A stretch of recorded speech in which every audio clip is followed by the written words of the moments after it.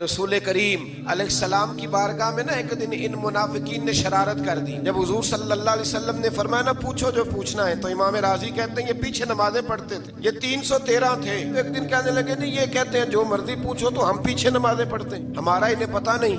जब ये एतराज किया ना हुजूर के इल्म पर, आप समझ लें कि हुजूर के इल्म पर एतराज करना तरीका किसका है। जब ये कहा तो अल्लाह के रसूल ने ना, जुमे वाला दिन था, 70 बंदे नाम लेके हुजूर ने मस्जिद नबी से निकाल दी। अब 70 बंदे इकट्ठे गली में निकले तो रश तो पड़ जाता है ना। हजरत उमर फारूक लेट हो गए, जुमे में आ रहे थे। इनको जाते हुए देखा तो उमर फारूक फरमाने लगे जुमा हो गया है। तो अब्दुल्ला बिन अबी सुलोल जो इनका सरबराह था ना, हजरत उमर से कहने लगा हाँ जी हो गया है। हजरत उमर अंदर चले गए तो पीछे से वो मुनाफिकीन अपने सरदार से कहने लगे कि 2 मिनट में उमर को पता चल जाएगा कि तुमने झूठ बोला है। कहने लगा बड़े पागल हो, मैंने तुम्हारी जान बचाई है। नबी पाक ने तो मस्जिद से निकाला है ना, उमर को पता चल जाता ना हम मुनाफिक हैं, उमर ने तलवार लेके तो दुनिया से निकाल देना था।